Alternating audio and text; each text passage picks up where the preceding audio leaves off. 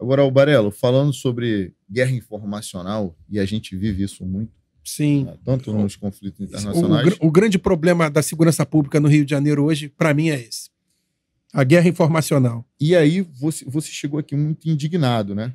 Muito. Teve o evento aí, teve um evento com colateral que aconteceu no Santa Amaro nos últimos dias. Nós não podemos nos aprofundar muito no assunto, até porque o Albarello é lotado naquela unidade operacional.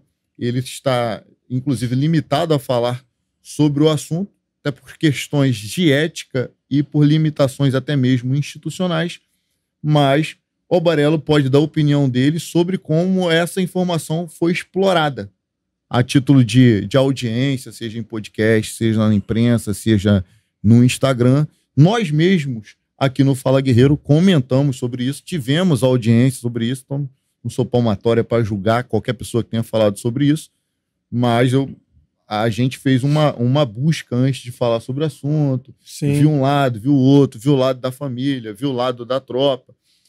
E, enfim, e nós tecemos o nosso comentário. O Albarello estava indignado porque ele acha que todo mundo tem que falar sobre o assunto, foi isso que ele me passou, todo mundo tem que falar sobre o assunto, mas tem que falar com responsabilidade. Exatamente. Eu andei vendo alguns outros podcasts e outros canais aí falando sobre esse assunto do Santa Amaro.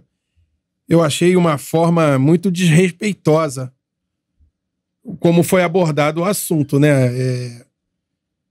A gente tem uma frase lá no BOPE que a gente usa muito, que é o seguinte: só quem tá lá é que sabe, né? Especular se houve aquilo, houve isso, se teve, que a inteligência falou que foi isso e não foi. Pô, eu acho que eu aprendi com um instrutor do BOPE, falecido, Jorge, né? Conhecido como Jorge Bocanca. Ele falava o seguinte: achar é a mãe de todos os erros. A gente não tem que achar nada.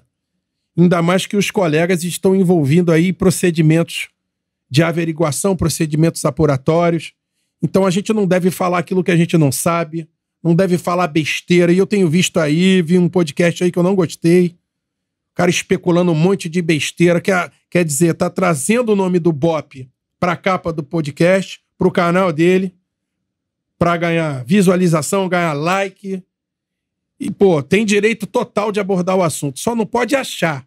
Achar, especular e falar besteira. Eu tenho visto pessoas falando besteira a respeito do que aconteceu no Santa Amaro. Entendeu? Eu prefiro deixar as autoridades apurarem. A equipe que estava envolvida na ocorrência é uma equipe experiente. Eu confio nos garotos. Muitos ali foram meus alunos, quase todos, né? Praticamente. E, enfim, não é a gente achar. Eu acho. Pô, ninguém tem que achar nada. As autoridades estão aí, estão averiguando, investigando. Não pode ousar fazer isso de, né, aproveitar essa história para tentar ganhar like, ganhar visualização. Cara, para mim, para usar o nome do BOPE em qualquer coisa, o cara tem que tomar muito cuidado com o que ele fala. O BOPE para mim é uma religião. Eu já falei isso aqui uma vez para você. Uhum. Entendeu? O BOPE para mim é minha religião. O BOPE foi o que... sei lá, o maior sonho realizado da minha vida. Eu sempre fui vocacionado pelaquela unidade. Então, lá no BOPE, antigamente, um coronel que comandou a gente, chamado Coronel Mário Sérgio, ele teve uma ideia, o Brito, que isso não foi levado para frente. O Coronel Mário Sérgio, um cara intelectual, escreveu livros, entendeu? Cara, um excelente comandante. Escutava a tropa e valorizava as lideranças da unidade. Ele uma vez falou o seguinte: vamos criar aqui um grupo, como se fosse, sei lá, ele deu um nome, uma cooperativa, ou um grupo de líderes da unidade, que tudo que for resolvido aí fora com o nome BOPE tem que passar por esse grupo aqui dentro. Desde uma entrevista, qualquer coisa que for falar da unidade tem que passar pelo crivo desse grupo aqui dentro. Uma entrevista, alguém usar o nosso nome, escrever um livro, fazer um filme, sei lá, porque tem muita gente se aproveitando da nossa história. A gente chama até de os ladrões de história. Esse é um termo que a gente usa lá. Tem muito ladrão de história. Eu tenho visto aí canais com podcast, não vou citar nomes aqui, que eu tenho ética, mas eu tenho visto canais aí de podcast e outras coisas, pessoas falando do BOPE, até que tiveram no BOPE, que eu olho assim e falo, pô, não me lembro esse cara ter feito isso não. Entendeu? E eu tenho argumento suficiente para falar o que eu tô vendo. Porque eu entrei ali soldado, sou subtenente e não saí da linha de frente ainda. Eu tenho 23 anos, eu tenho 26 anos de operacional, sendo que 23 nas equipes de operações. Eu entrei na equipe de operações do BOPE. Soldado, sou subtenente, estou na equipe de operações. Então não adianta...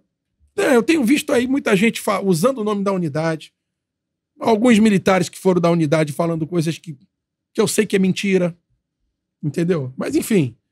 E eu fiquei chateado com essa situação aí do Santa Amaro, porque, porra, o cara foi falar no canal, no podcast, um monte de coisa que ele não sabe. Porque ele tá especulando, eu acho. Tu não tem que achar é porra nenhuma, cara. Entendeu? Só quem tá lá é que sabe. E os garotos vão ser julgados, vão ser averiguados, e você fica soltando na mídia certas coisas, você alimenta o imaginário daquele que não conhece e não gosta da gente. O pessoal, é complicado. O pessoal que vai estar ali no júri assiste podcast, né? Quem está no júri assiste o podcast, os promotores assistem o podcast. A Cris L. Baron comentou aqui, ó, teve um podcast que quis moer o BOPE e o Coronel Príncipe precisou defender com unhas e dentes o batalhão. Pois é. Então, cara, o que eu preciso revelar para vocês que nos acompanham aqui de uma forma muito sincera, tá? Por exemplo, caraca, eu falei de novo. Por exemplo, agora eu tô percebendo que o cara falou aqui no início que eu uso bastante isso. Então, o podcast aqui é composto por mim, pelo Rafa e pelo Pedro, que fica aqui ao vivo com a gente. E a gente, muitas vezes, manda pro Pedro em tempo real. Pedro, projeta isso. A gente vai pegando aqui através de comentário, a gente vai consultando a trend de notícias do Google aqui e vai atualizando vocês em tempo real. Diferentemente de uma Rede Globo, de um Jornal Metrópolis, de uma rede Record News, a Band News, enfim, que tem uma grande equipe para apurar e falar e ainda assim erram. A verdade é que os podcasts vivem de visualização, monetização e através do número de visualização, patrocinador na tela, patrocinador aqui nos QR Codes, e isso faz com que os podcasts sobrevivam, né? Alguns têm mais lucro, alguns já estão milionários, outros não, outros têm mais dinheiro, outros menos, mas não é sobre isso. O que eu quero trazer para vocês é que podcast vive de views. E muitas pessoas não prezam pela credibilidade do conteúdo. O que pode acontecer quando a pessoa visa apenas ter mais visualizações, mais likes, mais engajamento?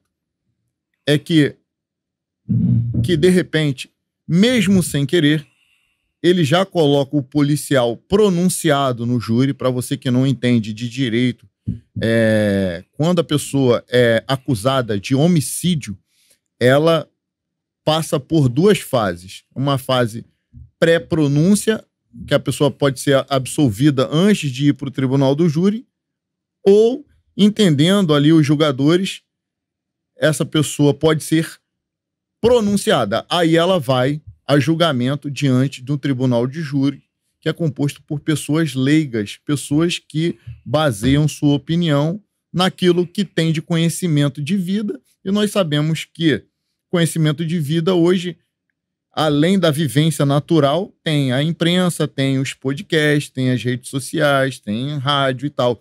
Então, quando um podcast não faz uma busca aprofundada antes de falar sobre aquele assunto, e coloca A, B, C, Z ou Y como autor, e aquele vídeo faz um corte de um determinado trecho e aquilo começa a difundir, aqueles policiais já são colocados de frente do tribunal do júri 50% condenados. Porque a opinião pública também atinge aqueles personagens que estarão ali sentados como julgadores, né? O tribunal do júri, quem julga não é o juiz. O juiz sentencia. Quem julga são os jurados. E esse é um fato. Os podcasts não têm o tempo necessário, nem a equipe técnica necessária para colocar os policiais nessa posição. Então, essa é uma área muito, muito crítica. E aí parece, mas meu irmão tá falando isso porque tá passando pano. Não. Quando nós falamos sobre isso aqui no Fala Guerreiro, nós demos nossa opinião que, na nossa opinião, identificado que havia festa ali, a operação não tinha que acontecer, que se existe um protocolo, esse protocolo devia ser respeitado. Entretanto, há que se observar que é o protocolo o qual se referiu determinada pessoa em entrevista, é um protocolo muito antigo, que dado o avanço do crime, esse protocolo de repente já poderia ter avançado, e mais que isso, eu sou um policial que devo ter aí no meu currículo 200 operações ou mais. Eu já participei de bastante operações. Eu vivi 10 anos intensamente na polícia para saber o que passa na vida do policial que está ali dentro. O Rafael, não preciso nem falar para vocês, só acompanhar o Rafael no Instagram e acompanhar o vídeo que ele acabou de postar aqui, que a gente tem um pouco de vivência para poder falar sobre isso. Outro momento sobre os podcasts, especificamente, talvez até esse que a Cris comentou aí, é o seguinte: esse podcast em específico que ela falou é um podcast que alcançou o tamanho que tem. Da última vez que eu falei isso, as pessoas tentaram menorizar a participação de policiais naquele podcast. Porque como eu conheço esse podcast do início, estive lá, sentei lá como entrevistado. Funcionava assim, ele não conhecia nenhum policial.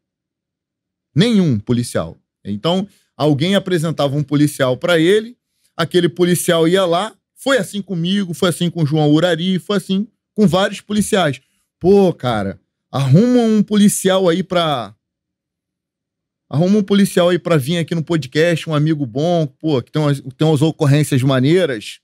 Aí o fulano. Aí o João, fulano. Aí o Cop Ramos, fulano. Aí o Honório, fulano. Olha quantas pessoas eu falei. Quando esse podcast deixou de falar sobre assuntos policiais, foi que ele já tinha arrumado muitos problemas para policiais. Teve policiais que respondeu a procedimento administrativo, teve policial que teve inquérito que foi desarquivado, teve policial que teve que responder no Ministério Público Federal. E aí a Polícia Militar, e aí eu fiz uma crítica sobre isso também, que a Polícia Militar do Rio de Janeiro foi lá e vetou todo mundo de podcast. Criou-se uma norma sobre a gestão do Coronel Henrique, que basicamente todos os policiais militares até aquele momento estavam proibidos de podcast. Quando o Fala Guerreiro surge, já tinha essa proibição.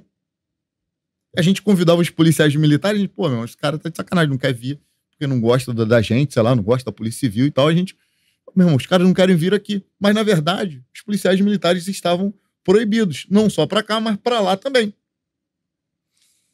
Só que aí, o podcast já era grande. O podcast já tinha mais de 200 mil seguidores, acho que já tinha 500 mil seguidores. E eu estive lá, eu tô te falando de cadeira. Não, irmão, eu quero falar sobre ocorrência. Falei, pô, mas eu queria falar sobre a minha história de vida. Não, eu quero falar sobre ocorrência. Minha ocorrência de trocação.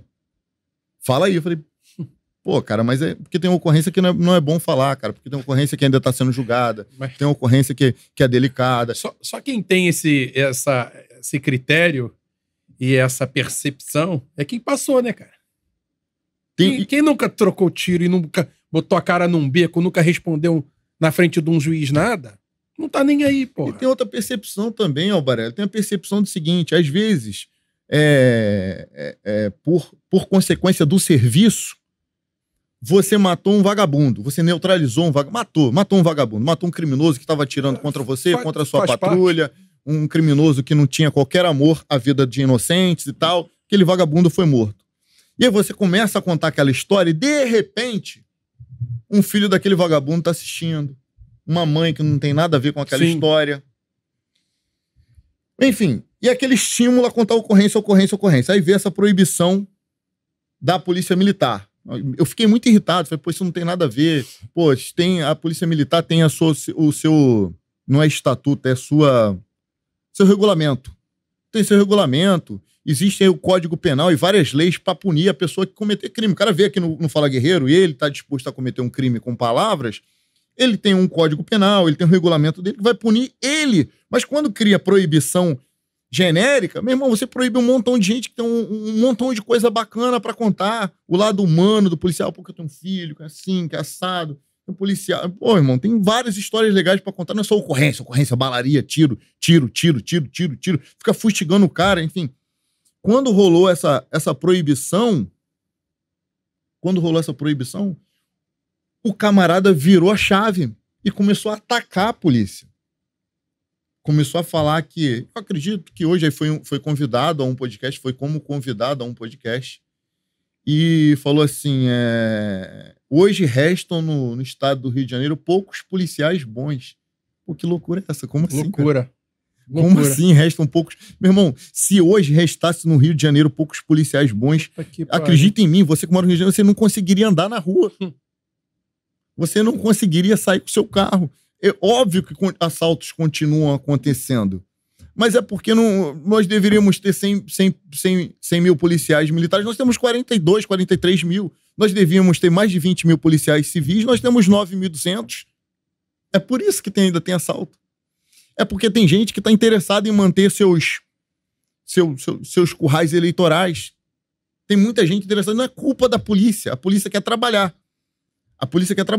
Agora, se tem uma coisa que eu não respeito, nunca vou respeitar, é a ingratidão. O ingrato nunca será por mim respeitado, porque o ingrato normalmente é falso. Eu poderia ficar falando sobre relações pessoais minhas com esse canal, por exemplo, de desestimular o nascimento desse canal aqui. Eu que acompanhei aquele canal a partir dos 20 mil inscritos. Eu estava no avião com aquele cara.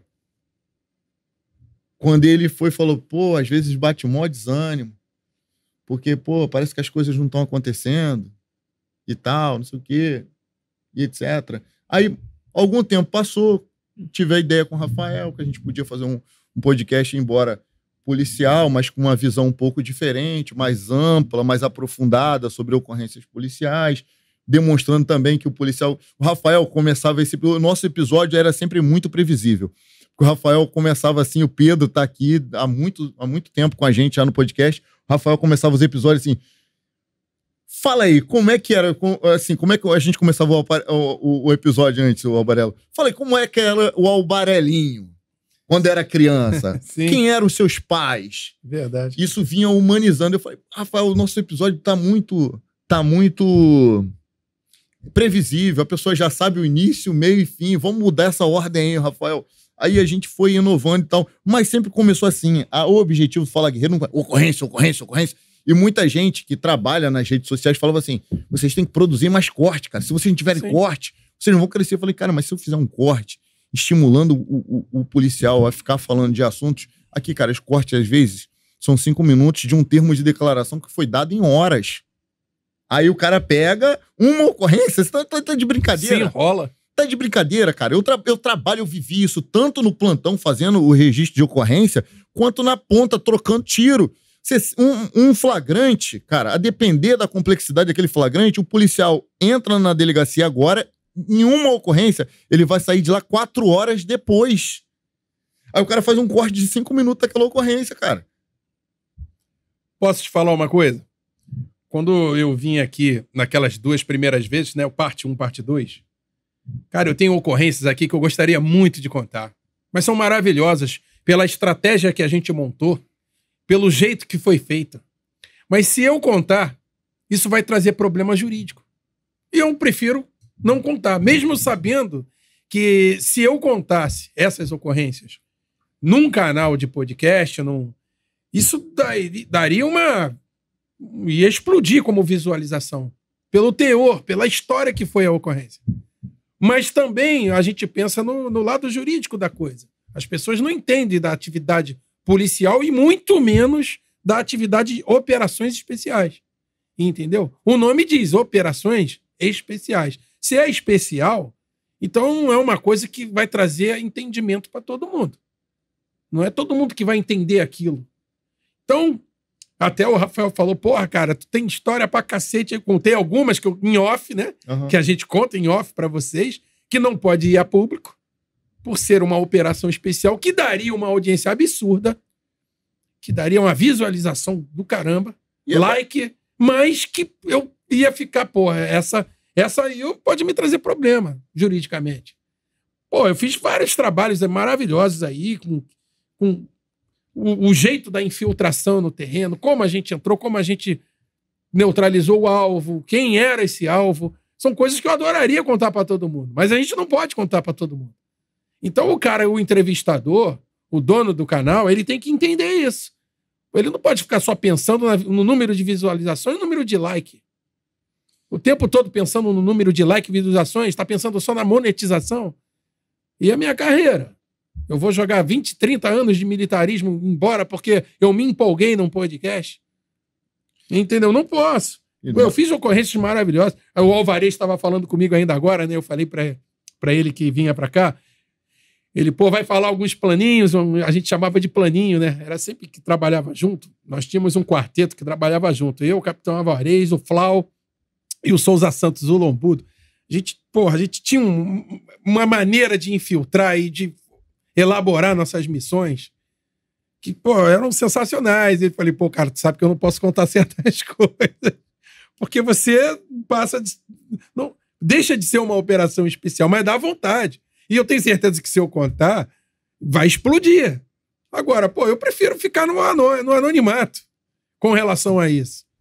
Agora, não pode o dono do canal só pensar na monetização e criar julgamentos e pré-julgamentos, como o que eu vi. Eu acho que eu não achei isso pra mim não aconteceu. Tá de sacanagem. Tava no Morro do Santa Amaro pra saber o que aconteceu? Sabe qual é o argumento dele? Tá de sacanagem, meu irmão. Sabe qual é o argumento? O trabalho nosso é difícil, Você não pode também banalizar e achar normal uma comunidade também ficar fazendo... Não tô acusando ninguém, não. Mas, o cara que tá fazendo uma festa junina ou qualquer coisa do lado de um monte de gente armada, ele tem que ser educado para não fazer. Eu não tenho que culpar. A polícia, ela tem que entrar onde ela tem que entrar. Senão, não é o Estado. Tá tendo uma festa, um baile funk ou alguma coisa naquela comunidade, mas tem homens armados de fuzis ali. E se a gente está entrando para evitar um mal maior, ou uma guerra, ou de facção, ou qualquer outra coisa assim, ou um alvo muito importante a ser pego, a gente tem que entrar. O mais importante é você educar a população, principalmente da comunidade, que ela já banalizou a convivência com o marginal. Aí acontece alguns efeitos colaterais, às vezes em eventos que tem muita gente. Mas, a comunidade está banalizando, o cara está aqui com a filhinha dele de 5 anos brincando, tomando sorvete com ela e tá o traficante do lado dele ali batendo papo com um fuzil AR-15 do lado dele. Ele meu amigo, eu sou morador daqui, mas eu já conheço ele. Aí criou-se uma... né? Eles ainda não sabem separar uma coisa da outra. Irmão, infelizmente, área dominada pela narcoguerrilha. Eu não posso ter uma vida social como a de uma pessoa que não mora ali. É difícil você fazer um evento no meio de traficantes armados que não têm responsabilidade na hora de apertar o gatilho. Eles vão atirar em qualquer coisa que eles verem para sair e ir embora.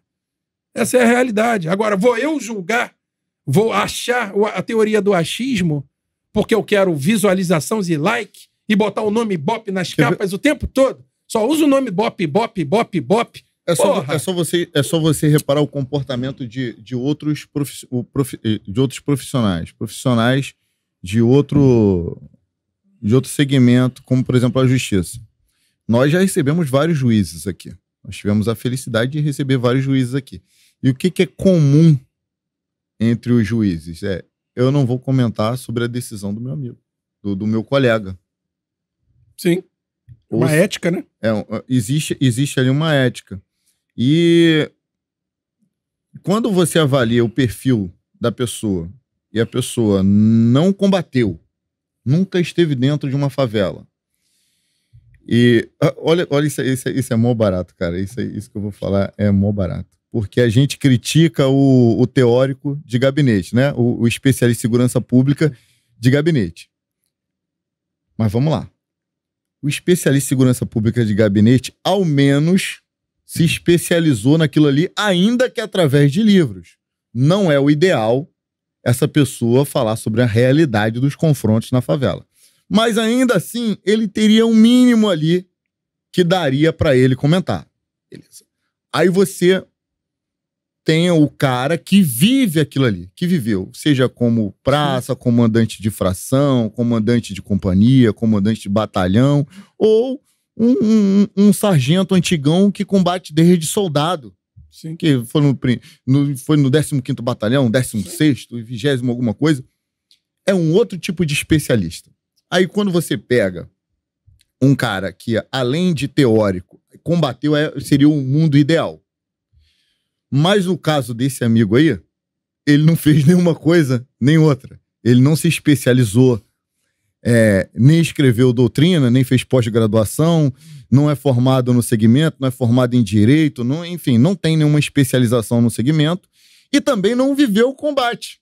Aí quando ele vai argumentar, eu já tive a oportunidade de ouvi-lo falar em um podcast, ou salvo engano, no podcast dele mesmo, que eu ouvi diversos policiais, por isso eu posso falar. Ah, meu amigo, francamente, né?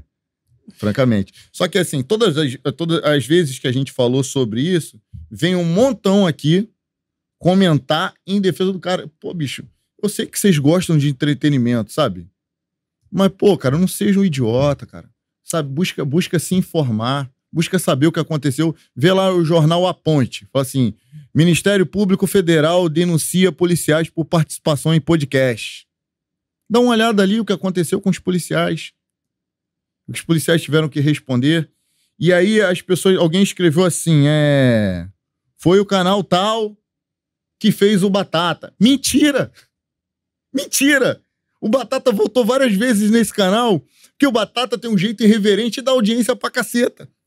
Ele é engraçado. O Batata, ele é respeitado dentro da polícia convencional como combatente. Os colegas dele, esses dias aí, fez a apreensão de um fuzil lá em Nova Iguaçu, tá no 20º Batalhão, Batata. Tem um carisma fantástico.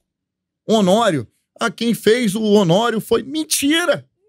As histórias do Honório, as histórias do Batata, as histórias do Thiago Raça, as histórias do Rodrigo Naval fizeram esse canal.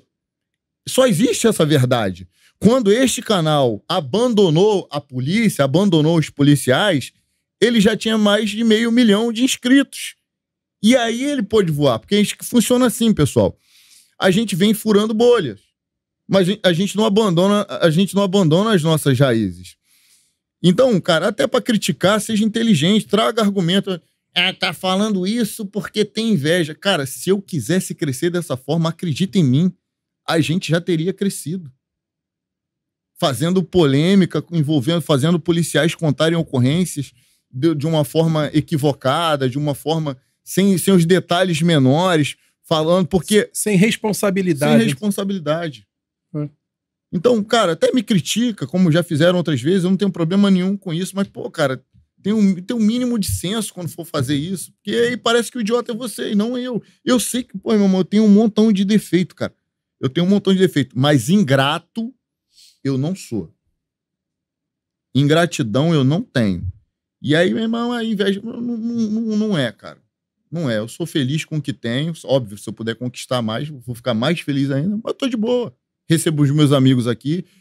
Todos os 260 e pouco episódios que fizemos fora os linhas de frente.